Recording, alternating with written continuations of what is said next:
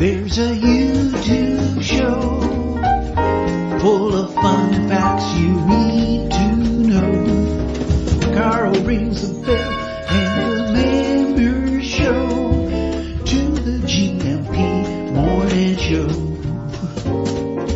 Featured guests will come and they will blow your mind. The audience will do so in kind. The little vanity mixed with some insanity on the morning show with GMP. Good morning, Portugal, and I'd like to welcome you to another fantastic day. Hey, Gumpers.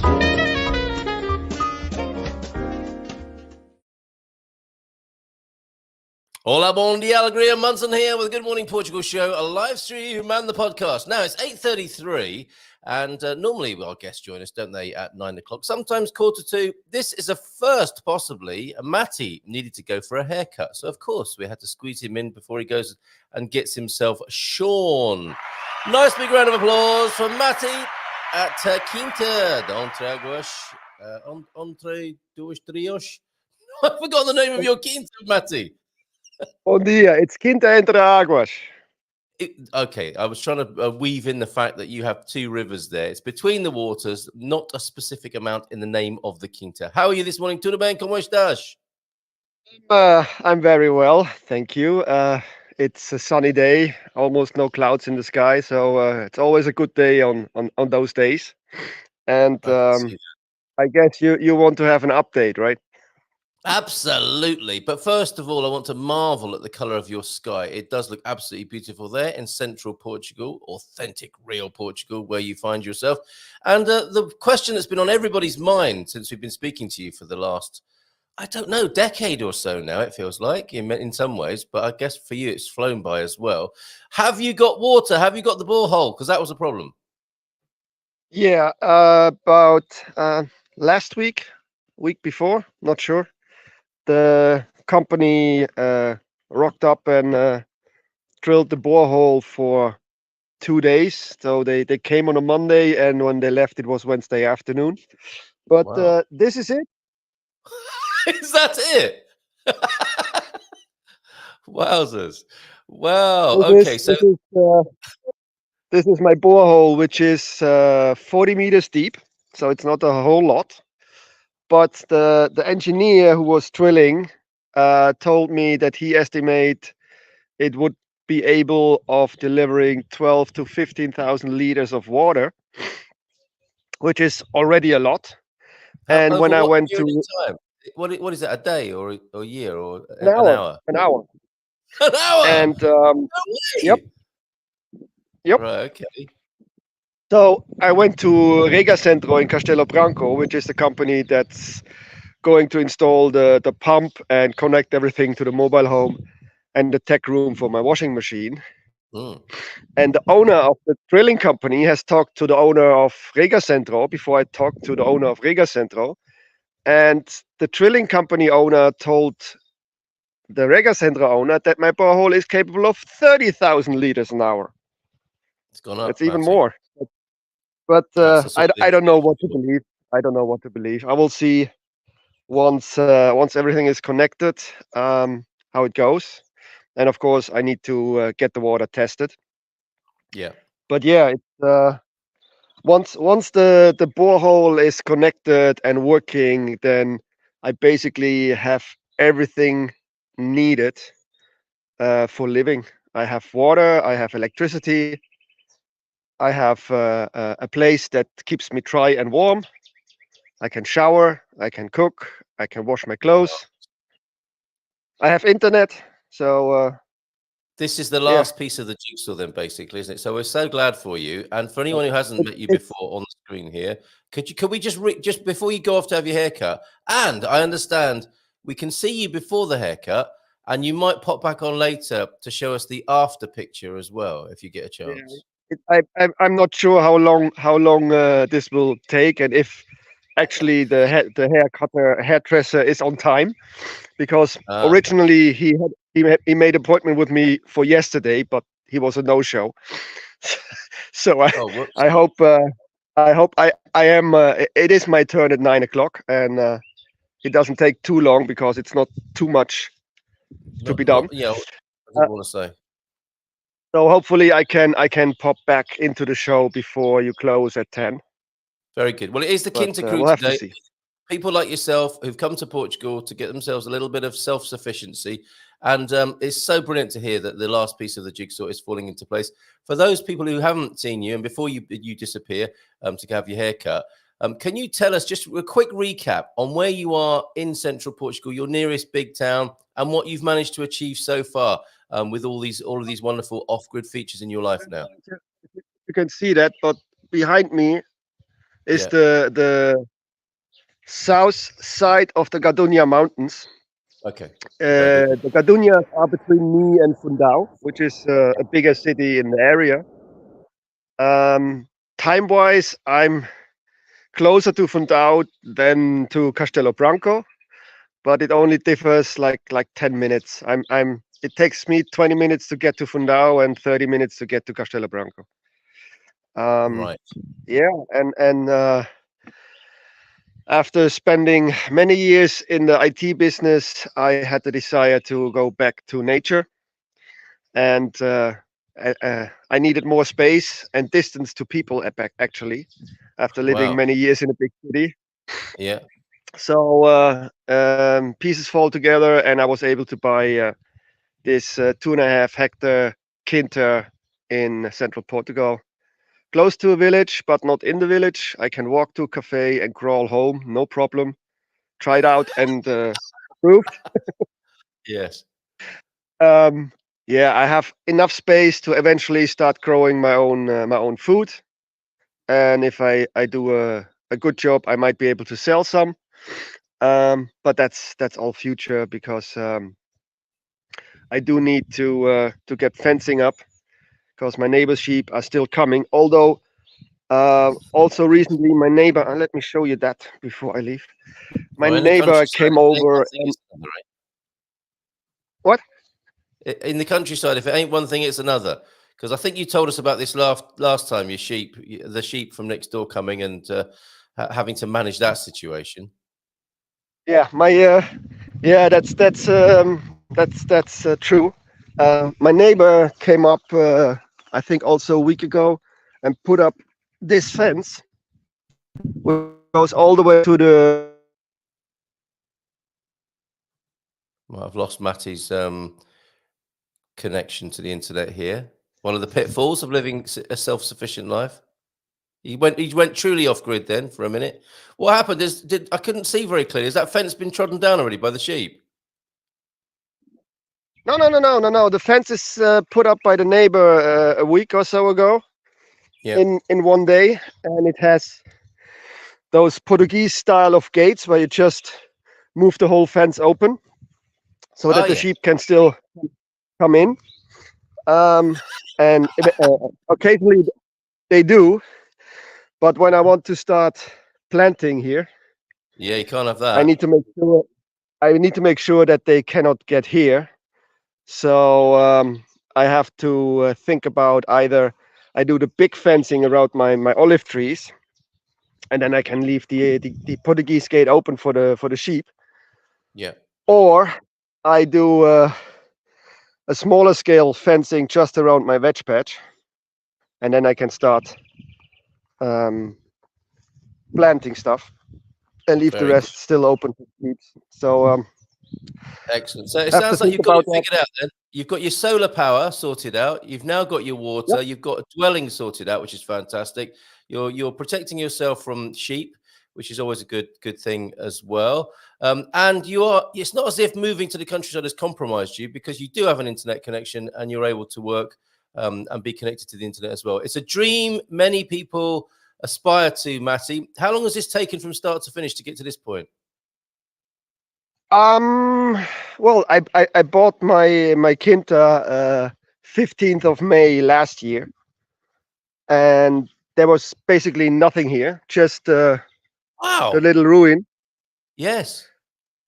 And then there was no water connection, there was no electricity connection. Although the real estate agent said it's possible, and I should ask the local entities that do that for pricing and possibility. But I decided I don't even bother. And yeah, it's a lot of planning and going places, talk to people, find people to do the work. Try to do a lot yourself, but find out you suck at everything. So Oh, bless you. I'm so pleased for you, because the water thing does seem significant. It was a bit of a concern, I think, not just for me, but others watching you. So you've got that little pipe in the ground. And before you go, then Lee's about to join us in just a minute. 30,000 litres an hour is wonderful. For perspective, there's roughly 2.5 million litres in an Olympic-sized pool. So if you are thinking of having an Olympic-sized pool, you should be okay there. Although I suspect you're probably not going to have an Olympic-sized pool, maybe some sort of plunge pool. But you're the sort of guy I suspect you might have a salt water system rather than a chlorinated one, or a natural pool, maybe. None of them, in fact. if of those three, if I ever get one, it would be the natural one. Natural pool. All right, Matty, maybe see you later on. Show us your bonds again, your barnet, so we can see a before picture before you go to the barbers. Give us a twirl. He's having a shave as well, I think. Very brave of you, Matty. Says, I think. One thing I haven't mentioned yet. Lee suggested me to buy a beefed up lawnmower.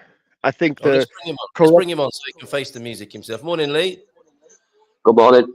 All right. What did he suggest you do? He suggested me a beefed up lawnmower or a walk behind brush cutter. Oh, nice. And it's a beast of a machine.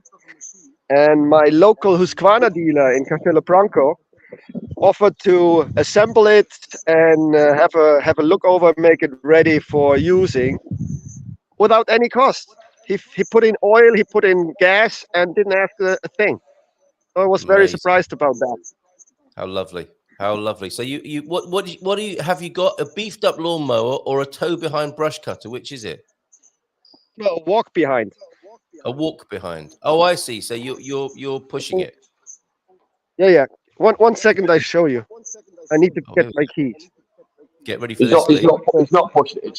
It's self-propelled. I've already seen it. I recommended it. I know what it is. It's a good bit of kit. Okay. Because he's no good with the strimmer. No, too much. We have to find an alternative method for him. So he's no good with the strimmer. No, he's no good with the strimmer. So he's geeked out. He's geeked out in true Matty fashion and bought himself a big machine that'll do the job. Yeah. Okay, we're about to see this beast now, I believe. Yeah. I'm going to the tech room where it's parked. Look at that blue sky, Lee. Isn't it fantastic over there? How is the weather in Lisbon this morning? I'm in Toulouse this morning. We've got an appointment at 9. Get a stamp. We need a stamp on a bit of paper. Of course you do. So I'm delayed my day's work to get a stamp. All right. And the tagging team have been in behind you there, by the look of it. A bit of graffiti. I've tried to find a quiet spot in the town centre so I can speak to you. Okay. But this machine Matty bought is good for land clearance. Okay, good to know.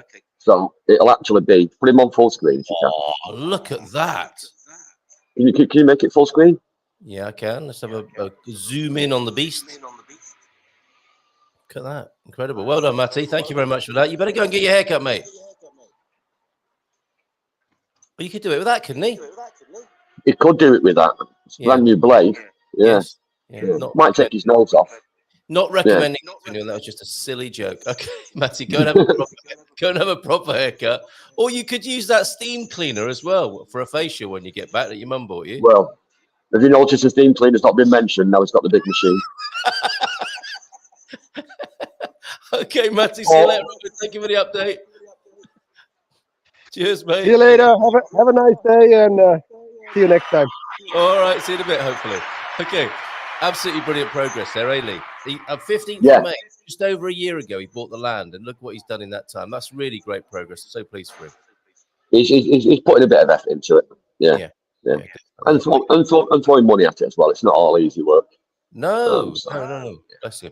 Right. So, how are you? I was delighted to receive your message regarding the meteorite, asteroid, or whatever it happened to be.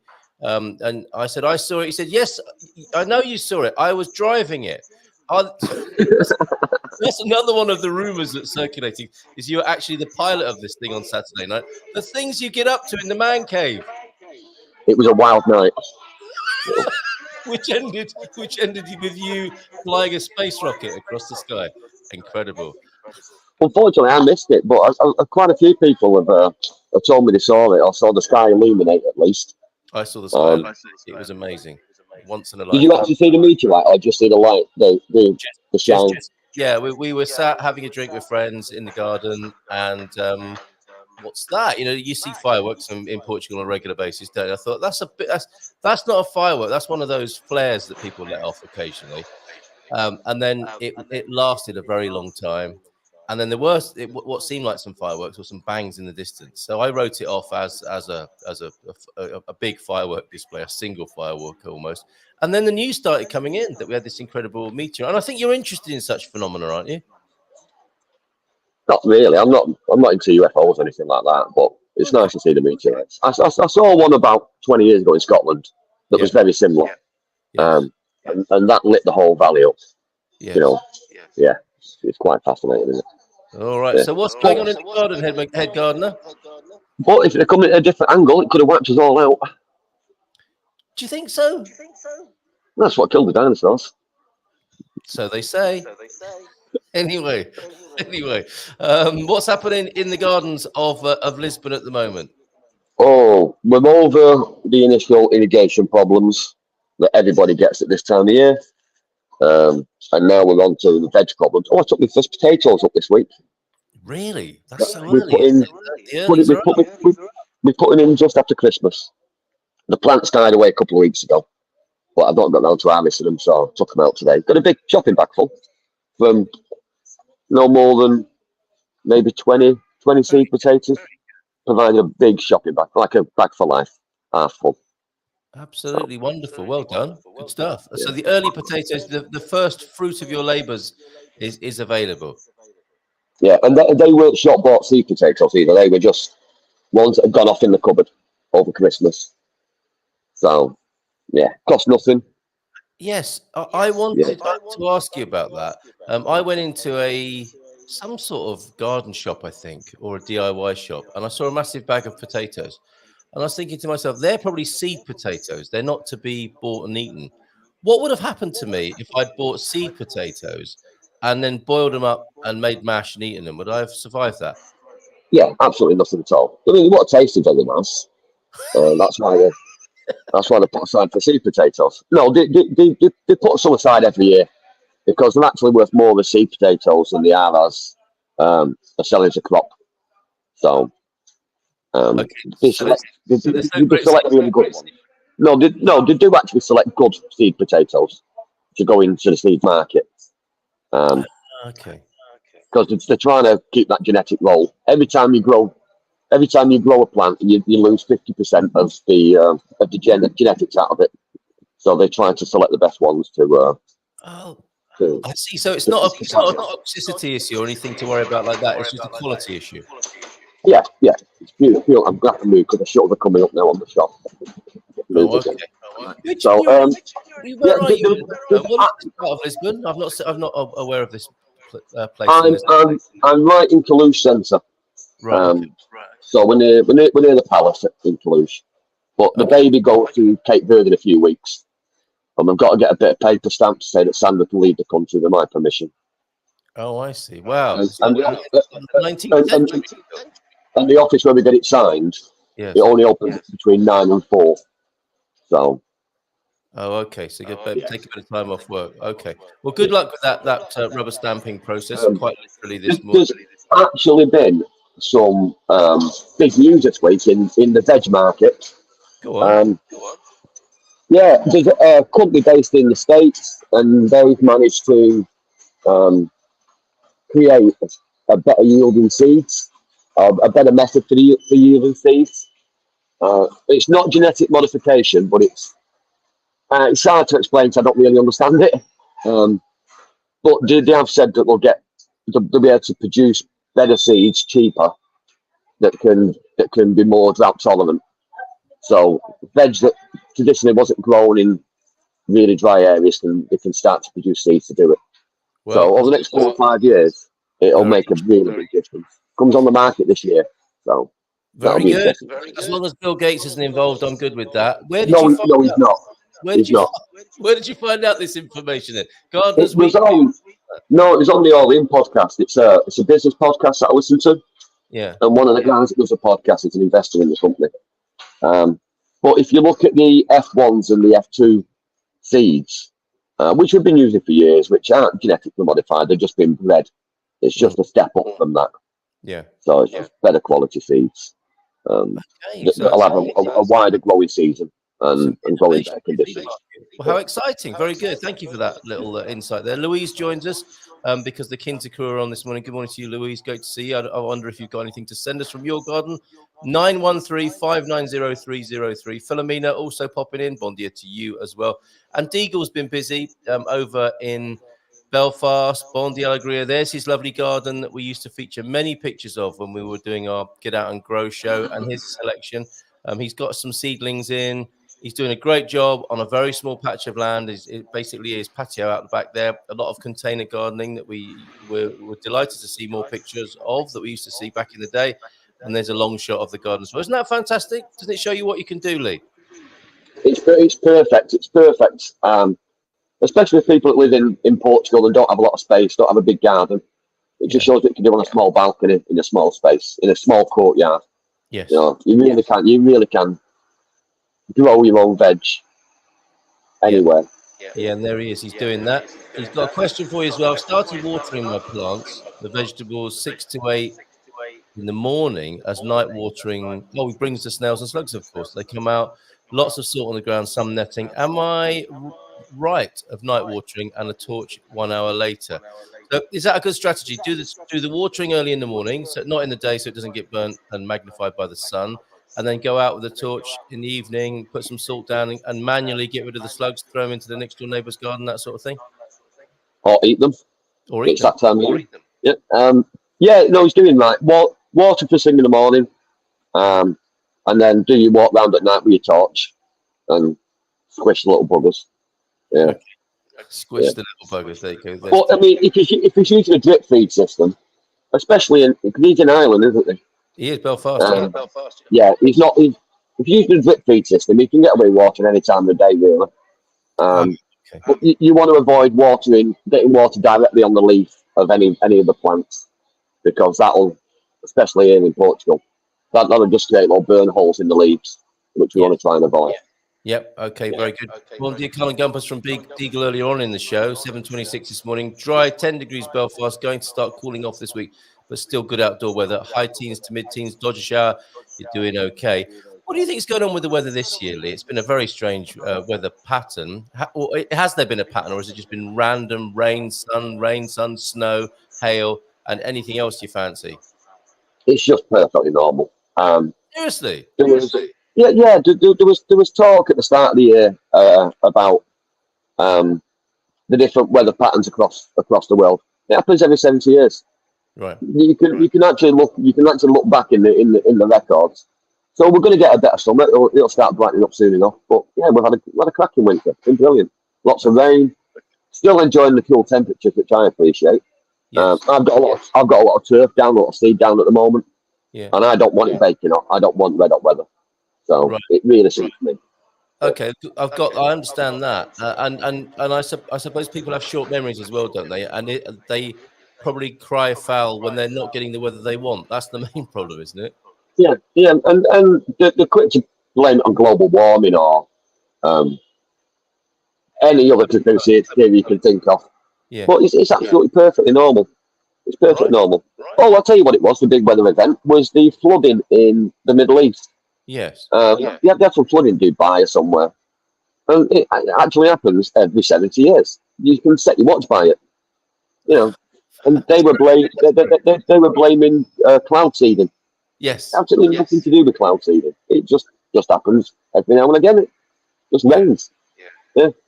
Very interesting. So you just attach your favourite theory to whatever's going on in the news in the world, and it's very calming to hear you say that, Lee.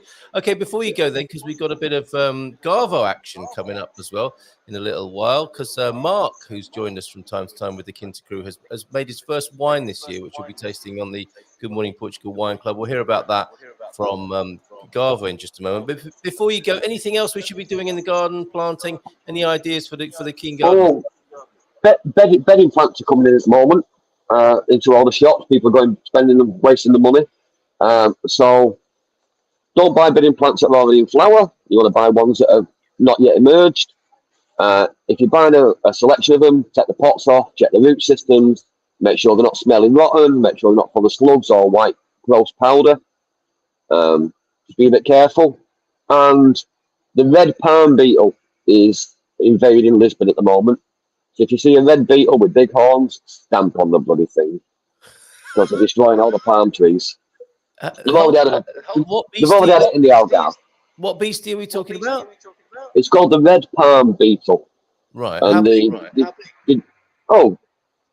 well, big as his thumbnail. Okay. But they destroy palm trees. So a lot of expensive trees are dying in Lisbon at the moment. Oh, and this happens as well from time to time, doesn't it? The cyclical behavior. No, these are invasive species. This is our fault. But what did we bring them in to sort out another problem? No, they probably came in with a palm tree that was imported. Okay. They were in the Algarve for the last sort of 10 years, and now they're moving up the country. Oh, they've slowly moved up the country, but now they're finally properly established in the Lisbon area. Amazing. So there's a lot of really nice gardens suffering with it. Okay, it's 9 o'clock. I've got to go for the appointment. Sandra's waiting patiently in the queue. Lots of love to Sandra, and we'll see you soon. All right. If I can get back on later, I will do for Jason. Bye-bye. All right. Cheers, mate. Bye for now. There he goes. Very good of him to pop in. Jason's getting ready to join us as well. Jason, do you want to join us now, or are you coming on later on? Do you want to give us a thumbs up if you want to join now? He wants to join now. Let's give him a nice big round of applause. Hola, bom dia. Tudo bem? Bom dia. How you doing, Carl? Breakfast at Quinta Essencial, I think. Well, we've had a very busy morning already. We were with Matty. Matty's got his borehole, water supply sorted out now.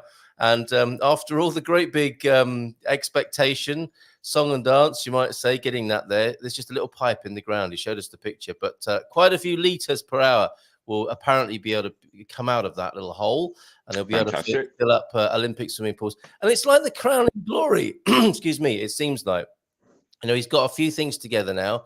And that's the most significant thing, obviously, to get some water to your site for his self-sufficient off-grid dreams. I think he's there, bar the shouting, crying and screaming that often goes with self-sufficient life. But he's done amazingly well. He said he signed the papers on the 15th of May, and there he is with most of his basics, his hierarchy of needs attended to, I think, over there. So brilliant work from Matty. Good to check in with Lee there, finding out about invasive beetles. How is life on Quinta Essencial, my friend? Oh, we are busy at the moment. I still can't actually bring myself to say the words, but I think it's brightening up. It really was. Looking at Matty's sky, nobody heard that. Okay, so that's not going to jinx anything. But I think you're right. We've got Garvo in the gas bar, so let's bring him onto the screen as well. Nice big round of applause for the Garvo.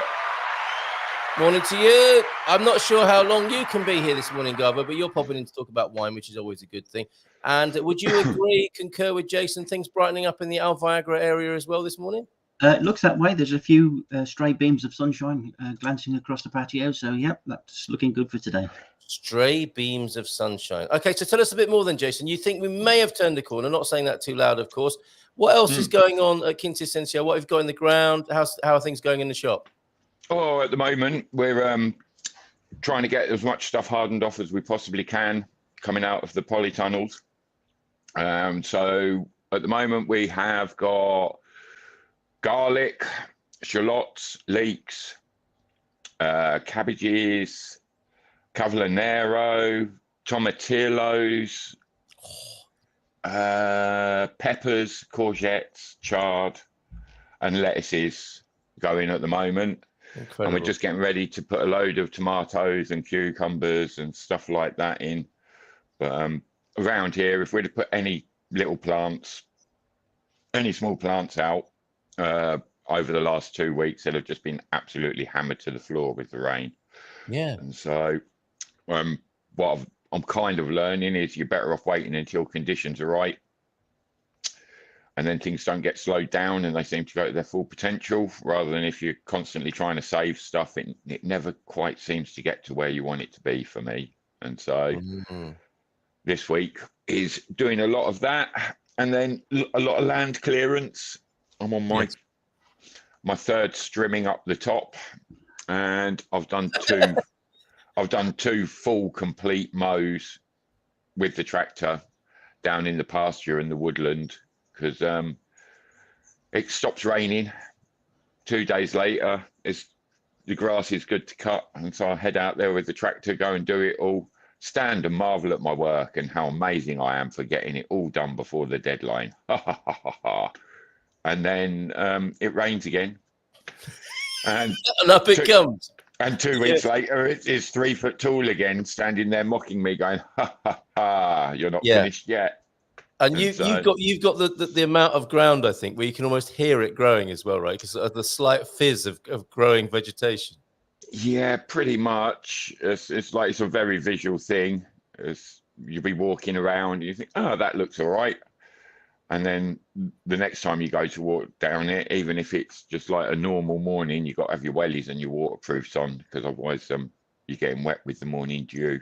Yeah, but we don't mind incredible. it. It's just it's all par for the course, isn't it? Garvo was sympathising, and I'm aware I've got a little bit of an inferiority complex, because I'm aware that with Matty and Lee and you and Garvo here, I'm probably the only one without a rotavator or serious weed whacking implement. I've got a weedy little strimmer, which I think costs about €40, which is quite good for doing the little weeds that stick out of a patio.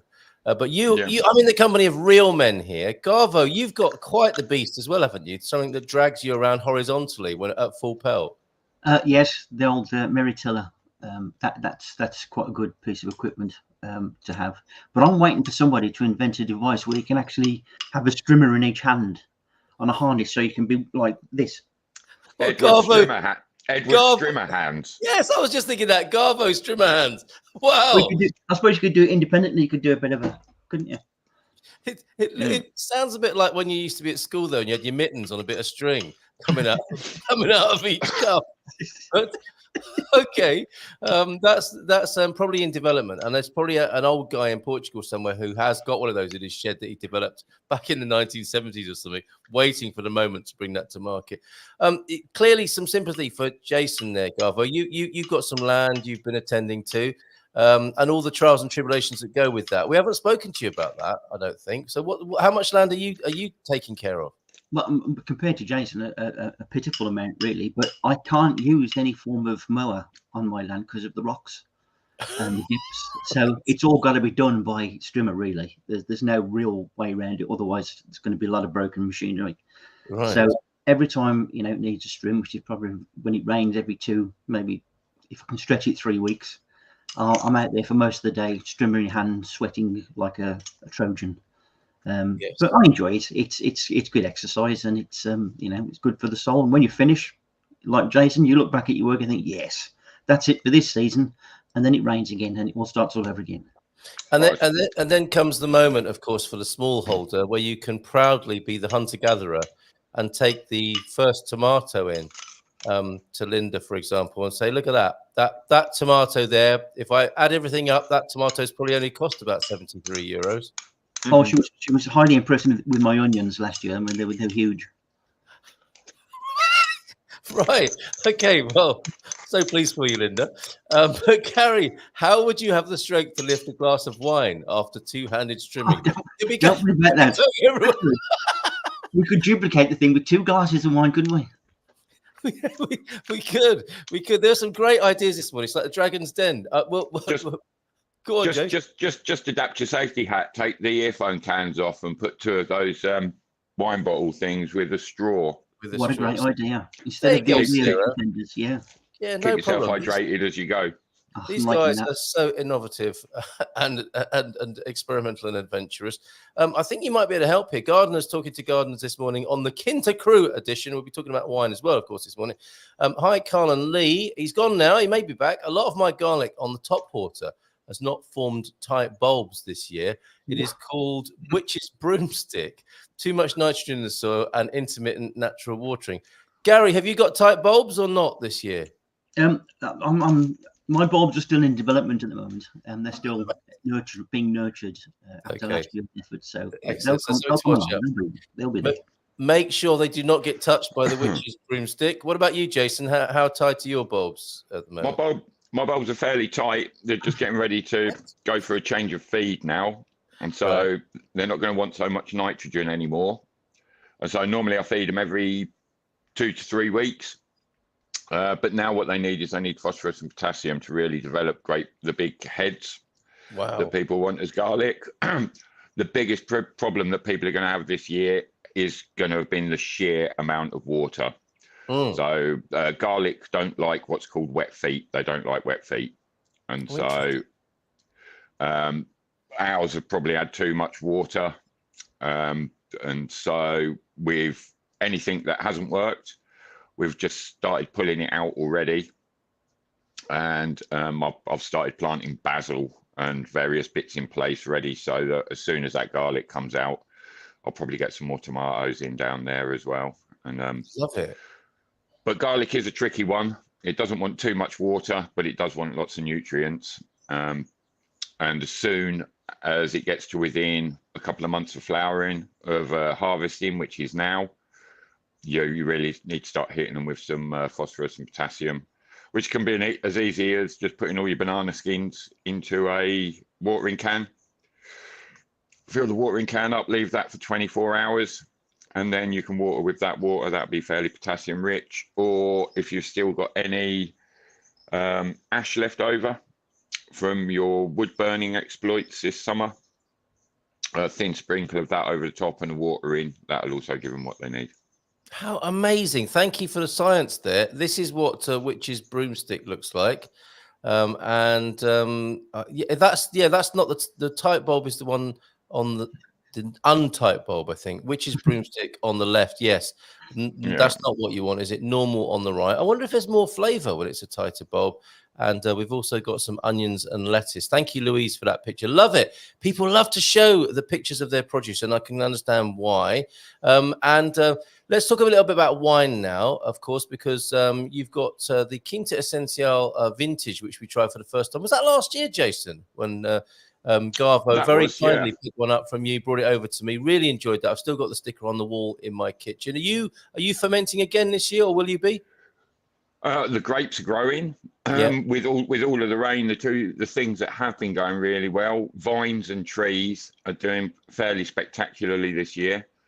And so we're hoping to be making more wine this year. But like I say, I'm just praying, because up to now, all the olive trees and everything, they're getting exactly what they need. Yeah. But we're just getting to the point now they could do with less rain and a bit of sun. All my trees are completely covered in flowers. And so I don't want it to rain too much, because otherwise the flowers can go rotten on the bough. Yeah. And then you won't get your olives. Oh, beautiful. But, I don't know if you can see, it's just sort of coming over a little bit now, but the whole of the tree is completely covered in flower. Yeah. And so I'm hoping I might beat my pick record this year if things go well. And so the best we've ever done was 1.4 tons. Blimey. Which gave us a fair amount of oil. That was before I had a shop. I still managed to get through it somehow. And Did you? What does 1.4 tons of olives look like? If you know how we were visualizing earlier on with Olympic swimming pools. What does 1.4 tons of olives look like? So I mean, a lot of people are familiar, and they might have picked their olives. And what you do is you get the clear sacks that the olives go in.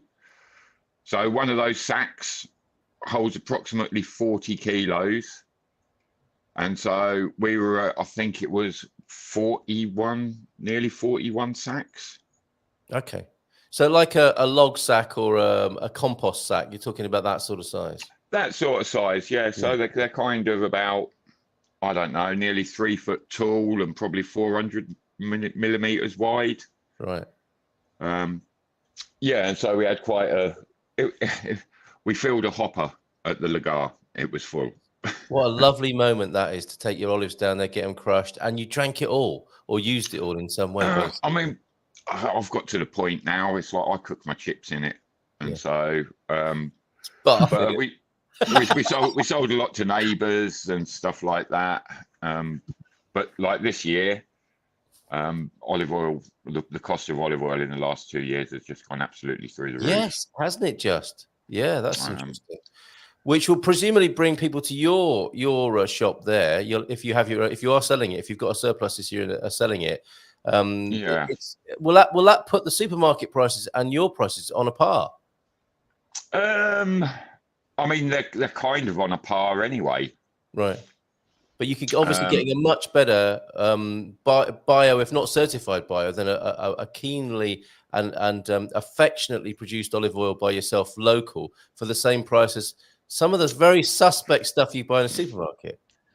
Yeah. Well, because I saw earlier in the year that I saw a load of stuff, and there was some things going around on the internet saying somebody had done some calculations, and there weren't enough olive trees in the world to produce everything that they are calling olive oil.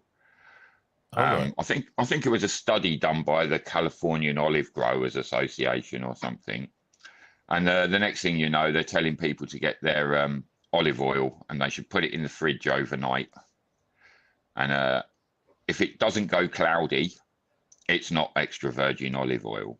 And so I had all these people putting their olive oil in the fridge and looking for a few little bits of cloud and stuff.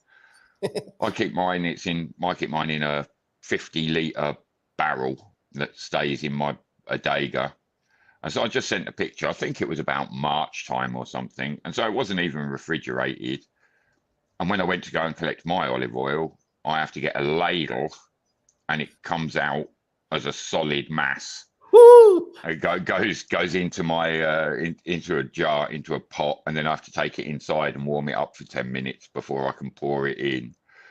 And there's all these people on this web page just absolutely flabbergasted. I was like, look, I didn't even have to put mine in my fridge. This is what it looks like. This is the real deal. Yeah, amazing. Everything else is a blend.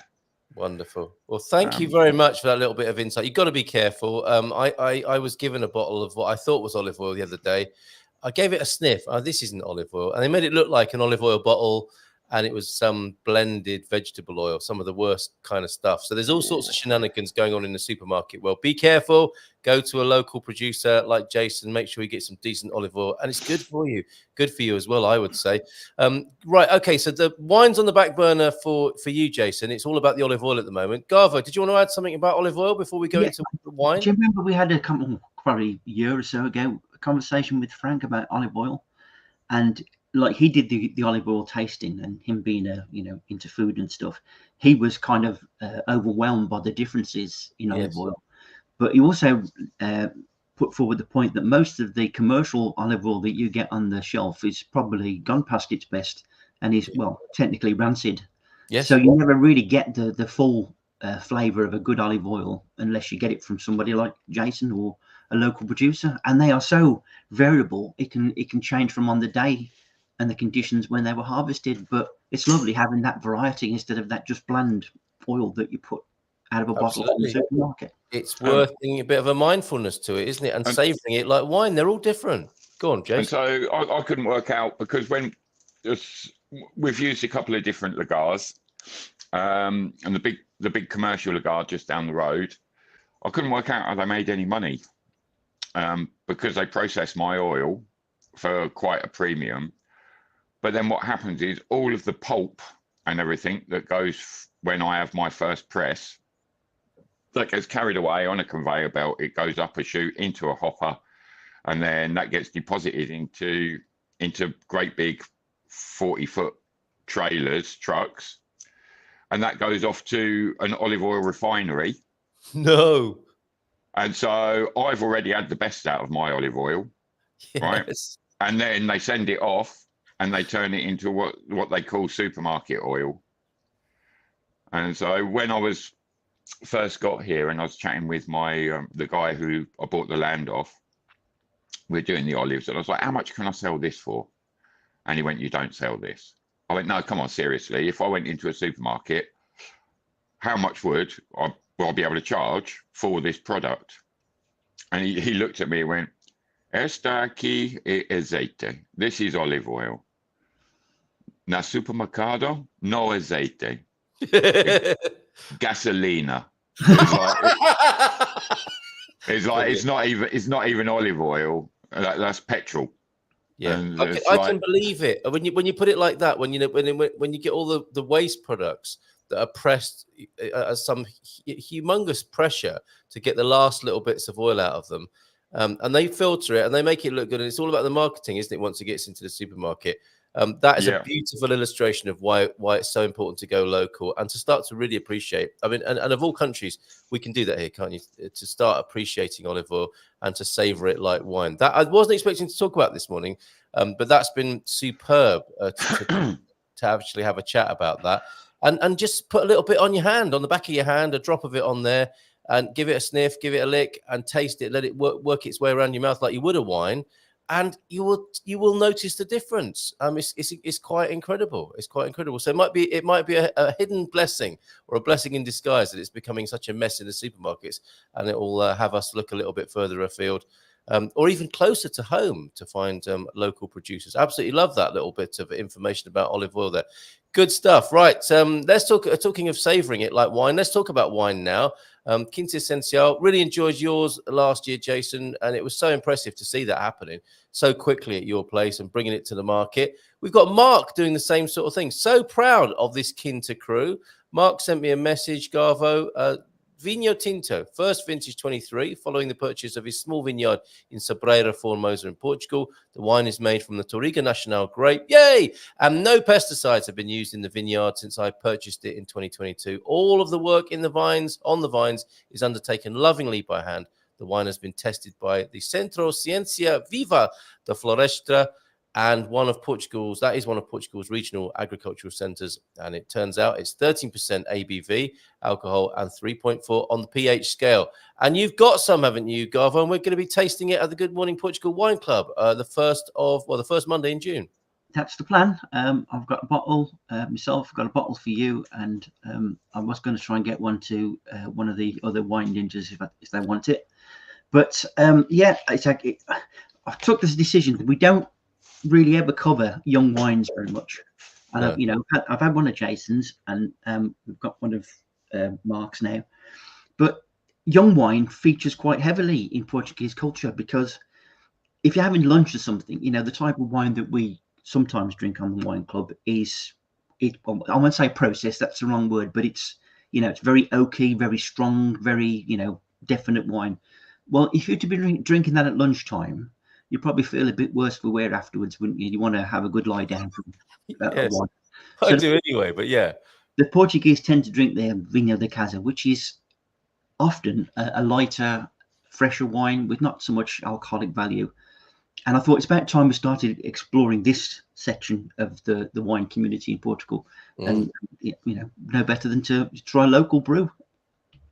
Well, it shows how much we've come on, doesn't it, as appreciators of wine and people who live in this country. Because I remember going to Lidl for the first time when I was here and buying Villarreal and thinking to myself, oh, that's a nice label, that's a nice price, and that sounds like a place in Portugal. I'll take it.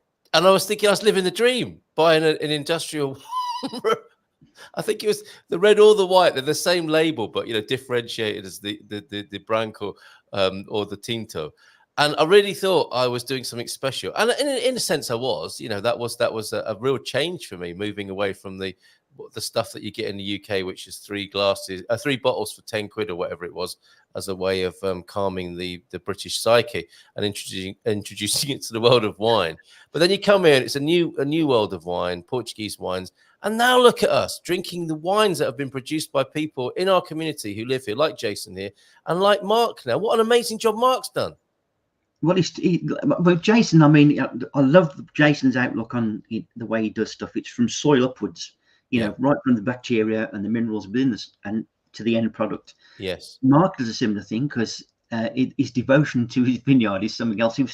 I saw him a couple of days ago and we were chatting, and he's got this vineyard. I think the total measurement, if you go around the vineyard up and down the lines, is about 2 kilometers. Yeah. And he was saying that he was on his bottom, basically, going along the rows, cutting by hand the vines. Yeah. Now, can you imagine doing that for 2 kilometers? It's all bottom.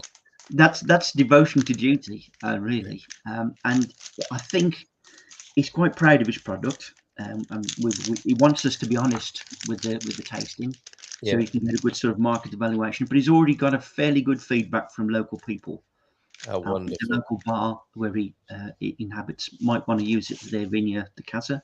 But he's going to tell us all about this when he comes on anyway. Because what a special moment. And he's going to join us himself. He's going to join us live on that event. Okay, so that he's a bit shy sometimes. Yeah, because he's all about what he does, isn't he? Not what he's talking about. He's more of a doer than a talker. Well, he's a curious guy because he appears very shy sometimes, but then he does the most boldest of things. Yeah. He moved from Britain and plunked himself in the middle of central Portugal. I remember. He went for it, and it's paid off. Yeah, Monday the 3rd of June. Then we're trying Mark Stoll's wine. Stoll is a wine-producing name, though, isn't it? Stolls of Chelsea. Stolls of Chelsea, absolutely. I don't know if that's a marketing fabrication or a real thing, but he's in the right business, certainly by name, if nothing else. That's wonderful. So really looking forward to that, and I'm just so pleased to be part of a community that's doing this. From those days of first arriving and buying supermarket wines now to having this labor of love going on where people are producing their own wine and we're tasting it on our own wine club. What an incredible evolution that's been. Well, it is. It's great because it gives you another level to life that you would never have had before. I mean, how many times back in the UK would we actually gone and talked to a wine producer, or been friends with wine producers? I know at least 2 of them, 2 or 3 of them now, and it's great just to have them in my vicinity and go visit and have a chat and share information. And one day, who knows? I might even go myself. Who knows? What would you recommend then, Jason, if someone wants to get started in a bit of wine production? You don't do things by halves, do you? You've got all sorts of things on the go there, and you bravely and boldly made some wine. For those who are not quite so adventurous, how would you suggest people start? Find someone whose wine you like. Okay. Go and speak to them.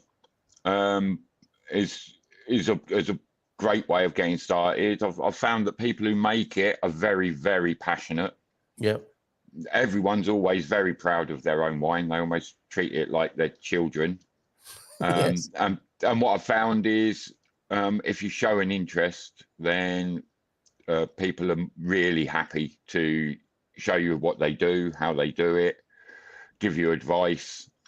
Because making wine, it's a bit like playing golf, because you've got viniculture and you've got viticulture. And so it's like, if you imagine like looking after your vines is your long game, it's your driving game and your long irons and stuff. And then you've got harvesting and the preparation, which is like your short game. And then you've got like keep the fermenting and keeping it until it's at its peak, which is your putting game. And so it's like what people call winemaking is actually about 3 or 4 different distinct disciplines. Yes. And so and then you throw in things like the weather, over which you have absolutely no control. Yeah. And so I would find the people with the most experience, which around here is a man normally between 80 and 90. Yeah. He's had the most seasons under his belt. And the other thing I like to do when we have our local festivals and carnivals, everybody takes 10 litres of their wine.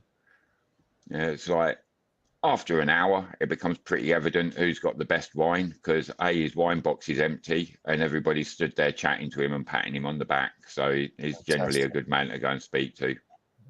That's the 19th hole, extending your golfing analogy as well, isn't it? It's the drinking of it. Pretty much. At the 19th hole there. That is lovely. And I in my mind's eye, I've got a picture of that guy. He's got a flat cap on, hasn't he? And he's got a nice check shirt. And those seasons of growing under his belly, that his jeans are pinned up above his belly, and you can actually see the years of growing experience, can't you, under his jean line? Yeah, absolutely. Yeah. What, as an expanded wine waistline? The expanding wine waistline of Portugal. That is a phenomenon people could relate to. If you're looking for the God Squad tip of the day and the mindful moments, we're doing those at the back end of the show today, because we've had Matty chat with us. We've had Lee chat with us on his way to work this morning with a little bit of bureaucracy to do. We've got Jason from Quinta Essencial. If you've got any questions for Jason, pop them in the chat. And we'll stay with these guys for a few more minutes. If you can be with us for a bit longer, gentlemen, that'll be great. And Garvo, rare spotting of the Garvo in the Gaz Bar. Any more insights or recollections from your growing season so far, Garvo, with your hard labor? Basically, you're working around rocks all the time in Al Viagra, a hard place to garden by the sound. No, that's a very good point. My tip is, and I'm sorry to Brick-and-Marsh, but don't buy any big machinery from Brick-and-Marsh, because when it breaks, they don't really want to give you your money back. Right. Okay. So be careful with that one. Rocks, yes. I mean, you always think, here, I've got most of them, but then you get the next day, they're like mushrooms, they popped up again. There's some more to be moved. And the new little place I've just bought, right? I thought different location, different sort of vibe, forest stuff. I've had to try and clear a patch where I'm going to park the car, so it means digging down a little bit. Same. There's meteorite rocks I'm throwing around now, Another theory. That was you on Saturday night. Then you got so angry you hurled one into the sky and it lit up. Actually, it could well be. And to be honest, I'm doing physical work probably far beyond my capabilities. I do love it on the day, but the next day is somewhat a bit of a bind to try and get out of bed, shall we say? Yes. But hey, it's got to be done, so get out there and do it. And keeping you fit. Right. So we've got a few comments as well coming in. Thank you, Louise, for joining this morning. We've got a picture of your onions. Jason, same here, land clearing, and you, Garva, as well. Paul has trimmed the land 3 times already this year. Gary, yes, that we read this out before, but how would you have the strength to lift a glass of wine after 2-handed strimming for an hour or so? It's amazing what the human mind is capable of, isn't it, when it needs to get that glass of wine towards the mouth. By hook or by crook, literally, that'll get there. I've always thought good strimming work looked fairly therapeutic and cathartic as well. Notice he says looked, right? That's the man who's watching. Swathes of vegetation devastated and beaten back. I got to agree with that. I mean, no, Jason's shaking his head, but I love strimming, right? Because some of my best thoughts come to me when I'm strimming, because it is almost meditative. That you're doing the repetitive motions, and you got that in your ear, right? So you've got the basics there, right? Right, and then you go into this kind of thoughtful mode. Yeah. And these are where my thoughts from the field come, when I'm strimming. Oh yes, and it's great because it's kind of been semi-conscious almost, and on another plane, and then it hit that patch where all the bay leaves are, and it's like, it's great, honest. Yeah. And then you see a frog's leg flying across the. Anyway, there are other aspects. Or you hit the dog poo. Oh yes.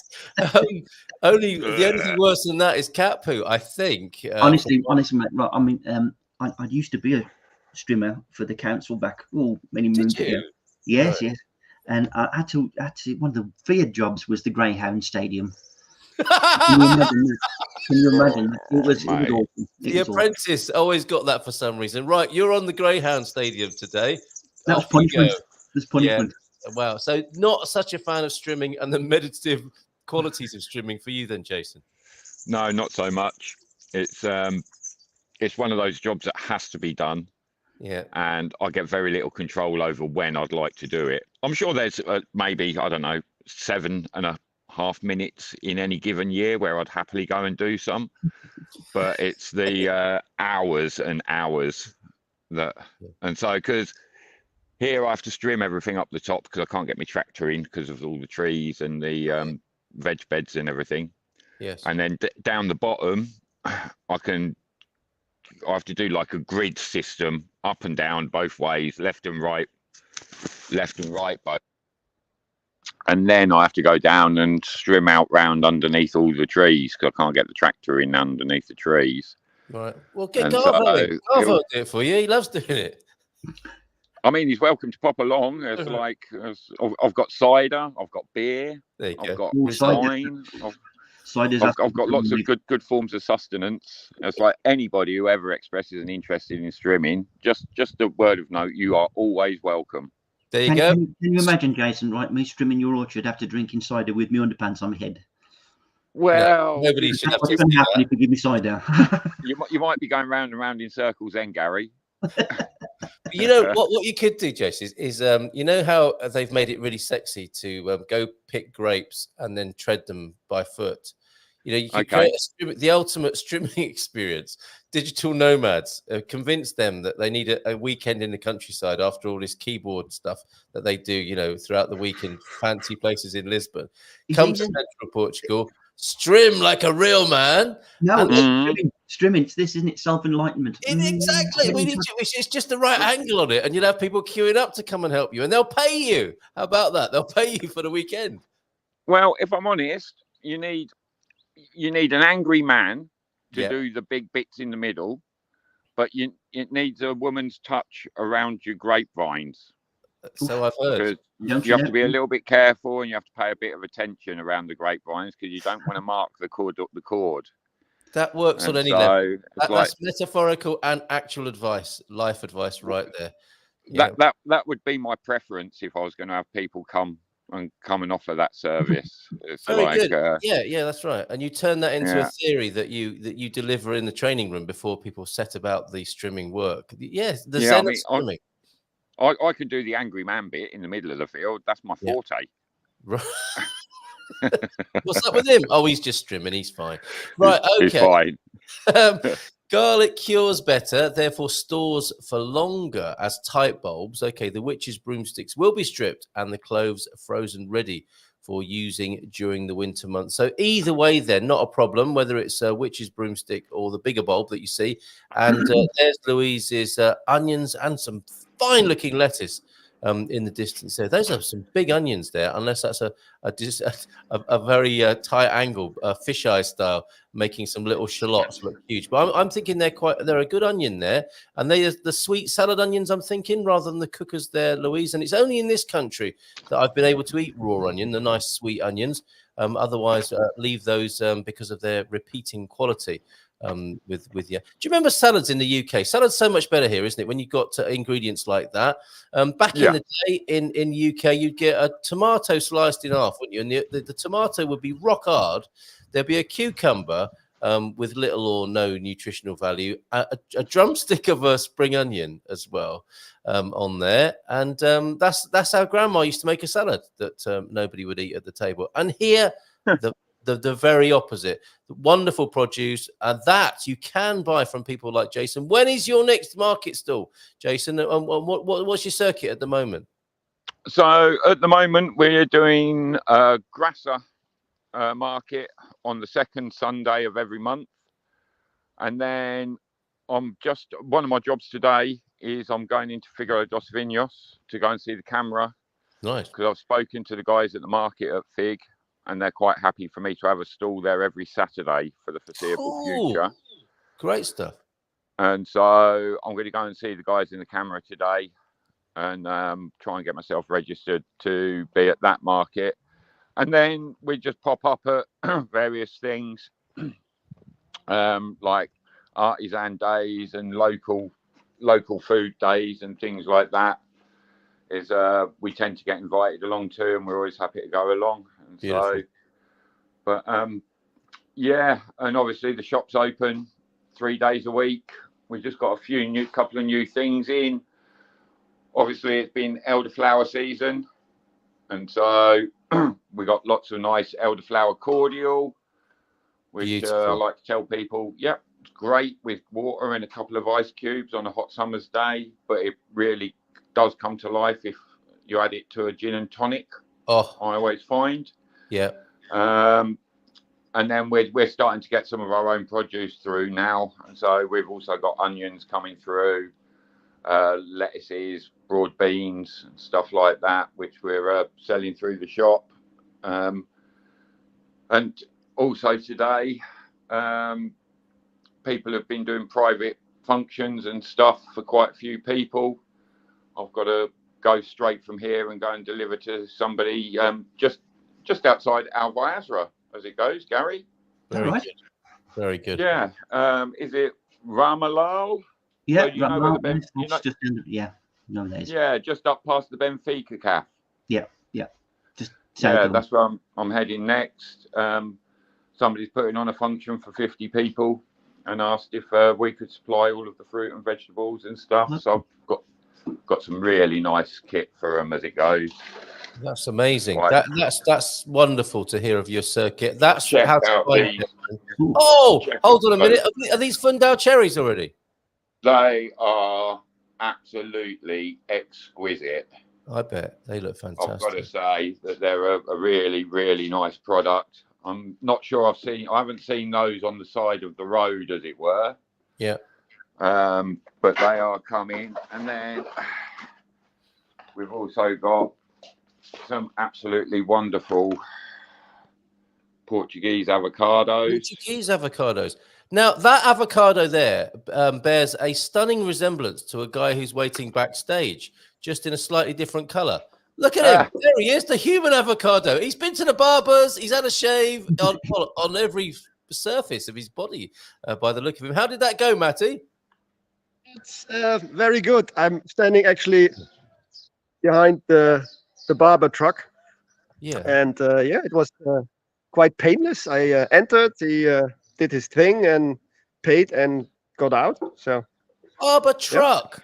What? This is like what people taking their dog to the groomers, the mobile groomers. There is a version of that for men as well, is there?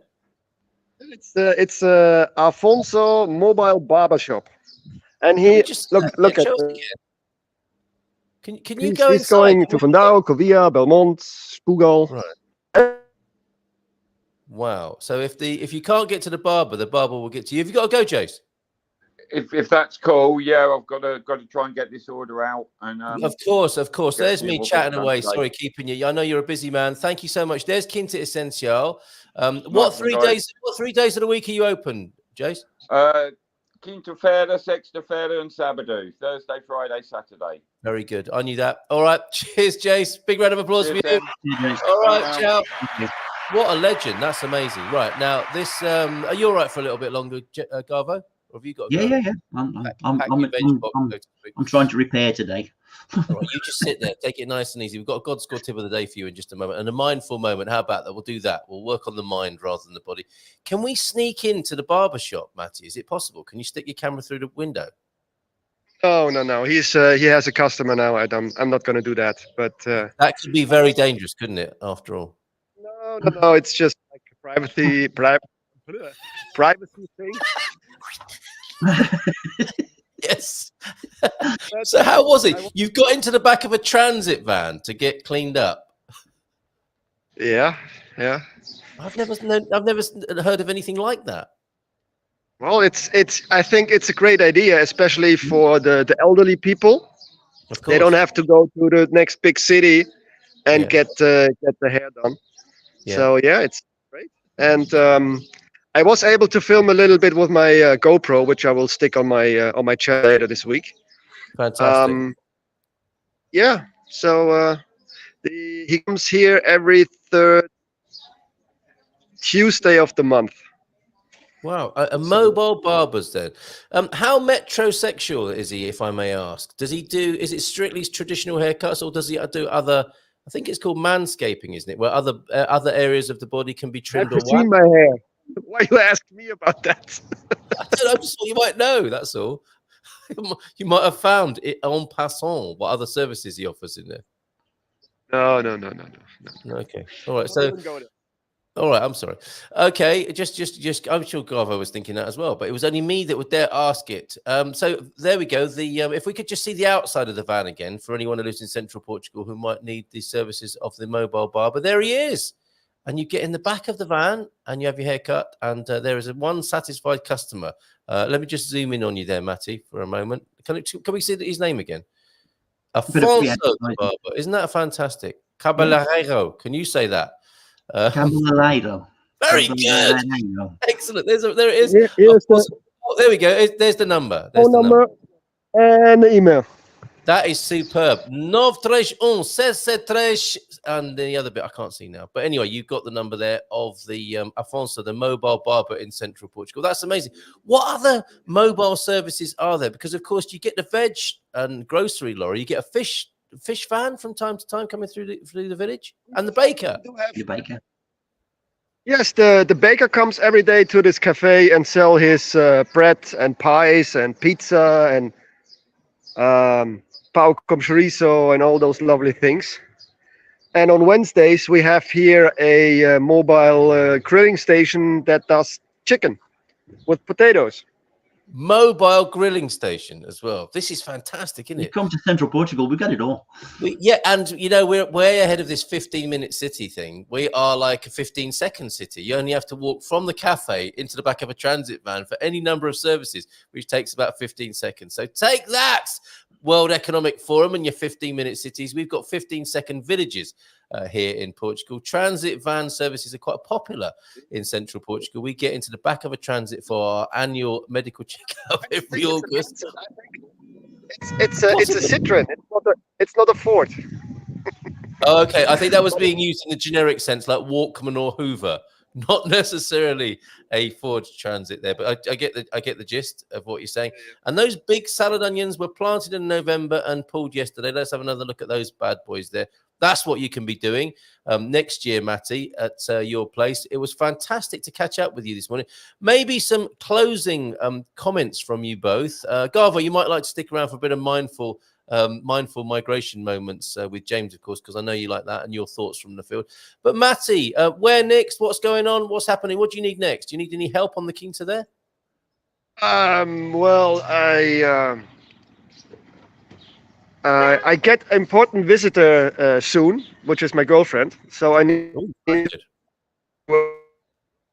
dwelling to make it cleaner.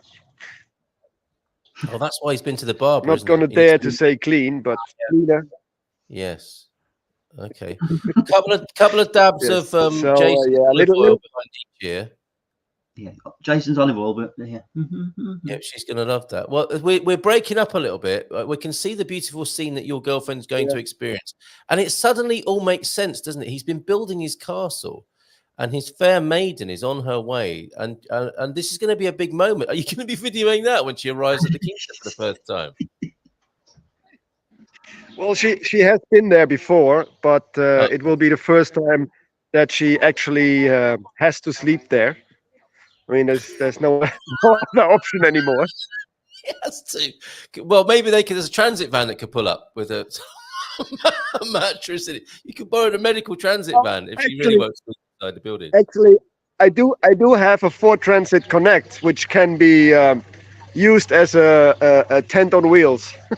No expense spared for this young woman. This is fantastic. Matty has become the bowerbird of central Portugal with his little nest put in little pieces. So when the mate comes, it's all perfect. The bowerbird of central Portugal. Yes. So any other suggestions that we think Matty should incorporate in his lair, a central Portugal castle? Don't ask Pete because he will say a dungeon. Yeah, I know. Pete's not listening this morning, so we're safe from that regard. But I think maybe a woman's touch, in the way that Jason was talking about, angry man in the middle of the field, and you need a lady's touch around the bottom of your vine, so to speak. We have a lot of things to do while she's here, and it's probably good to have someone else have a look at things, how I do them, and maybe there's a better way to do it. Just came up in my head, so there's websites for that sort of thing, right? So and I think we're looking for a women's perspective, though. If you're a woman about to arrive at your off-grid boyfriend's place, maybe some strategically placed blooms, a few domestic touches. What do you think, Garvo? A man of the world, you've got a nice vase of flowers behind you there. What do you think you should have? hang on, this isn't me. This is Linda's invention. You need a vase there. You know what I mean? That's what I'm talking about. What should Matty have to welcome his girlfriend to the Quinta Entre Águas? Do you think? Maybe some nice. I need to have clean sheets in bed. That's It's probably essential, good. mate. Come on, that's just basic stuff. That you've got the haircut, you've got the clean sheets by the sound of it. Bed sheets that look like the flag at the end of Zulu.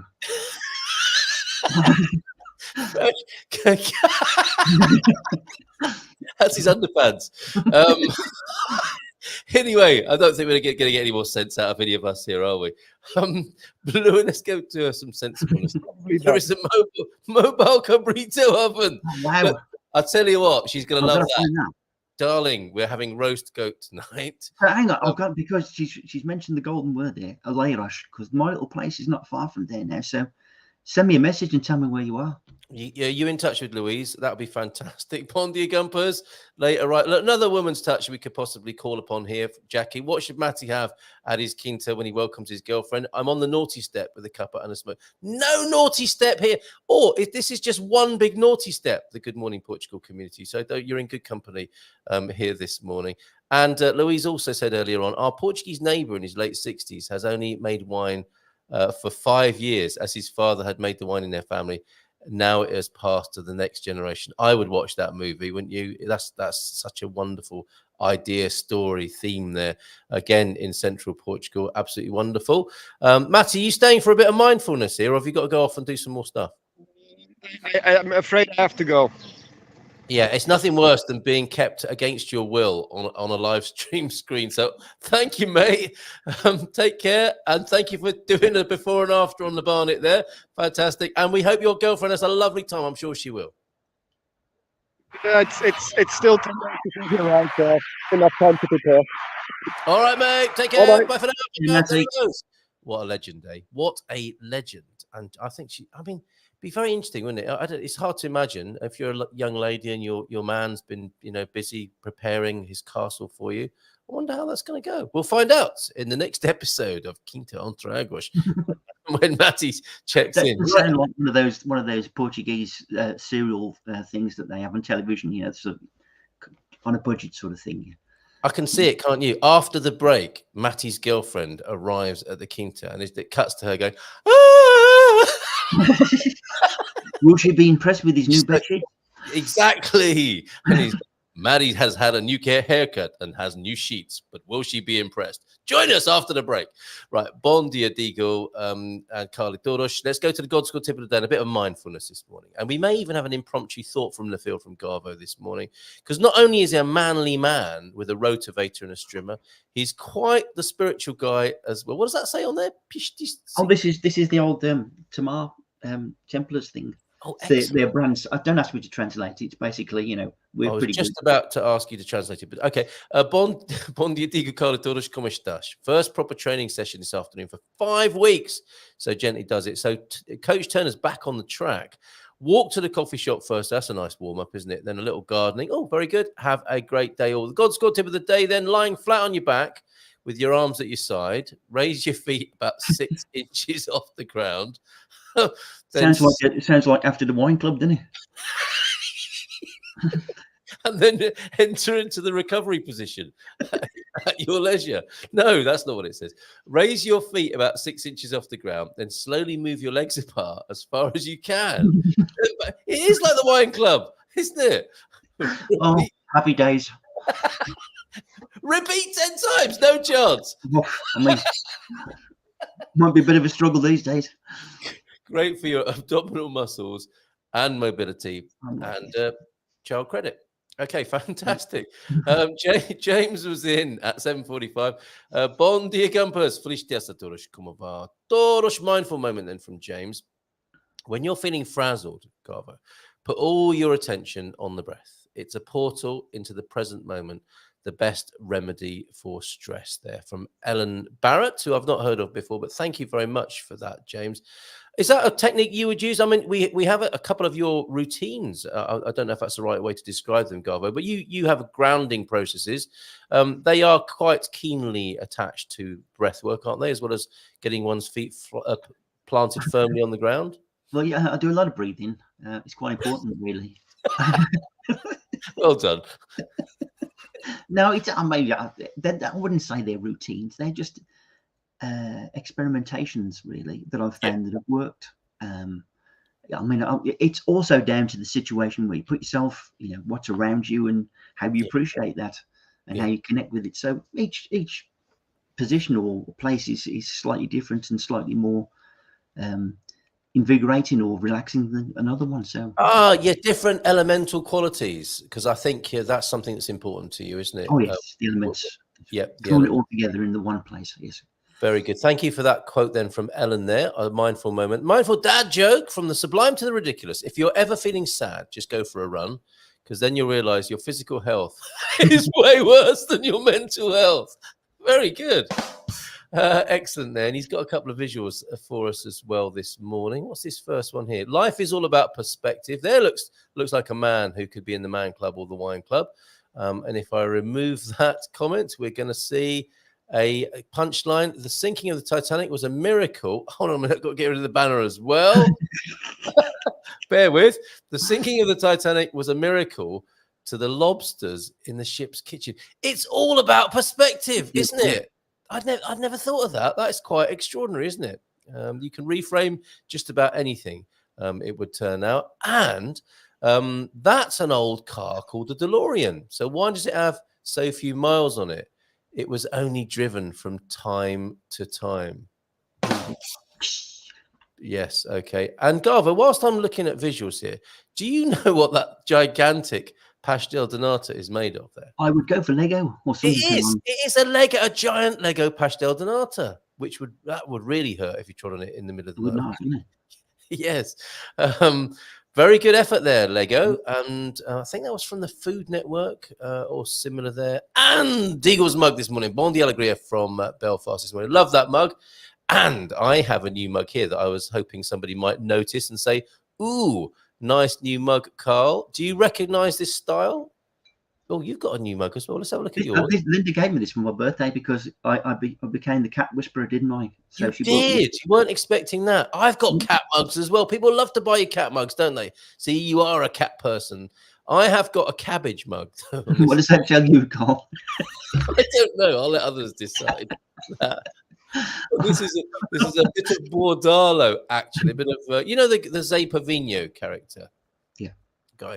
Bordalo, of course, is the genius behind the Zé Pavino, as well as the very notable cabbagey ceramics, which doesn't sound so great. I'm sure he's got a better way of putting it than I do. Last few comments then. And by the way, you may have seen this at the beginning, the new summer timetable for the Good Morning Portugal show, which starts next Monday. We are going to be using summer hours between 9 and 10 in the morning, not starting at 8:30, but going to a shorter show for the summertime, because I think at this time of year, people do have other things to do, don't they, Garvo? Could be a blessing. I wouldn't know, would I? So I hope you'll find that useful. No change to in case you're worried that there's going to be a change to the guest structure, do not worry about that, because it will just be the same guest schedule timetable as we always have, between 9 and 10 in the morning, and we'll squeeze everything else in, and you'll be able to get up, go about your day. We'll still finish at 10 o'clock, but you'll have that extra half hour as well. Let's see what else came in on the comments then before we go this morning. Thank you, Louise, for your lovely pictures and your lovely gardening insight and information that came through. We've done the God Squad tip of the day, and we helped Deagle with his slugs over there, and we found out about Matty's new borehole. Bon dia from Philomena, of course, earlier on. And thank you for being here, Sarah Taylor, Sarah Yeoman as well. Sarah Yeoman popped in with a bon dia too. Oh, Lego pastel de nata. Now I've seen it all, absolutely. And Gary, we're not far from Mark as well, right, where Louise is. We've got such a lovely network of people now in Central Portugal, Garvo. And the joys of gardening with your hands in the dirt, head in the sun, heart with nature. Doesn't matter if your tomato did cost you €73. It's not about that, is it? It's about the holistic pleasure and benefit of the gardening. Where would you urge people to start? We're seeing all these incredible people, Garvo, Lee, of course, head gardener, Matty, a year into his off-grid, Jason, who's made the most remarkable progress, and yourself. You know, you're a cat man now. You're a man of the soil, of the land. for those watching this morning and thinking, I would love to do that. It is a dream for people, isn't it? What's your advice as not a veteran exactly, but I think you've got a little bit of dirt under your fingernails. What's your advice to others who want to do this? It's possible. It's eminently possible. You don't have to have large pieces of land. I mean, you can grow a lot of things in pots, like leeks or potatoes. Yeah. If all you need is a small space somewhere just to, put your whatever you want and try it. Because once you've actually tried it, you're never going to go back. You're always going to want to sort of keep growing stuff because you know the quality of what you're eating. You know what's gone into it, and there's no sort of nasty surprises really. And it's a lovely thing to do because of the reward that you get from it. Yes. That's if you are inclined to want to be, of a gardening style. Some people don't, but that's the way that I see it anyway. And it's still possible here, isn't it? It is, and like, because we're coming near the end of the program, yes, I have got a thought from the field. Oh, go on, mate. Because I tell you what, when you've done that, I've got some beautiful footage from João de Norte. We're going to go to the Peneda Gerês. You can't get more countrified and beautiful and alpine in Portugal than that. And then back towards Garvo, and we're going to have a little walk along the aqueduct near Tomar. So we'll finish with that. But before we do, a thought from the field, from the great Garvo in the gas bar, spiritual home of the man cave. Yes, here we go. Right, I was out there streaming again, right, as you do. And I was thinking about community, encompassing all these things that we're talking about and how we get to know each other and network and stuff. And I've tried to apply that to my past. And like, I come from Birmingham, which was a big industrial city, but we worked in factories and stuff, and we had to have a community, and we lived and we worked together. So we knew about each other, we cared about each other. And usually what happened, like for instance, Cadbury's Bourneville, right? It was purpose built for that particular reason. Amazing place. We had our little communities, and then time broke us down, and we went all our separate ways. And now we do a lot of work online, and there's people in the offices. You see them in their little cubicles. They can't even see each other. They can't even cast a smile at each other. But then you come to a place like this, right? And although you might have your little separate jobs and stuff, as we've proven today, you all come back with a commonality together where you can sort of talk about what you've grown, good wine, good food. And here in Portugal, that is a big thing. So I think, it's so simple to get back to that sort of level of communication. Just find a commonality. Never mind in making it complex. Find a commonality where you come together and take it from there, and it will grow. Like a good crop, it will grow. Wonderful, mate. Wonderful. I've really loved it this morning. Never quite know what's going to happen with the Quinta crew, but what we've been talking about is so bonding and so natural and so beautiful. And we've had, as you say, all these wonderful different perspectives on life of people who've come here to live a different sort of life, and the ups and downs. They've talked about the ups and downs, but I think in the grand scheme of things, it's the ups are incredible, aren't they? And there can't be any ups without a few downs, but it all seems worth it when you look at the faces of lifestyles. Right? This program is a good sort of illustration of that community. People with the same sort of values and ideas, and they need it. They've come here and they've made a little community. Yeah, beautiful, beautiful. Thanks for being here, mate. Because I asked you, I think at about 11 o'clock last night, if you want to jump on. Yeah, of course I will. So you're a legend for being here. Thank you very much. And I've enjoyed our little. I've enjoyed your the smirks on your face when certain things. I missed that. It was so reminiscent of the blessing of the helmets moment, which is a legendary time of broadcasting, which will go down in the annals of broadcasting, of course, that special time. And there were little flashes of it this morning as well. So thank you for being here. Let's go to the Peneda Gerês and to the aqueduct in Tomar. Thank you so much for João de Norte. And thanks again, Garvo. See you soon, mate, for that wine tasting. No worries. On the 3rd of June. Take care and bye for now. Let's go to the Gerês.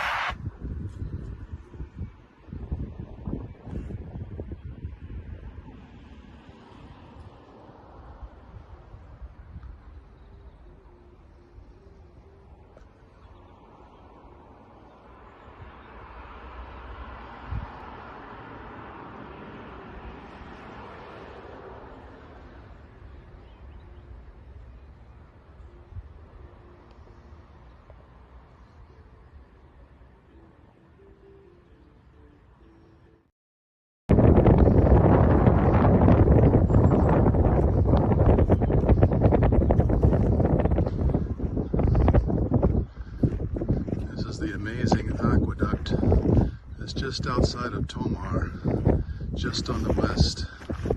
And if you haven't been here, you need to.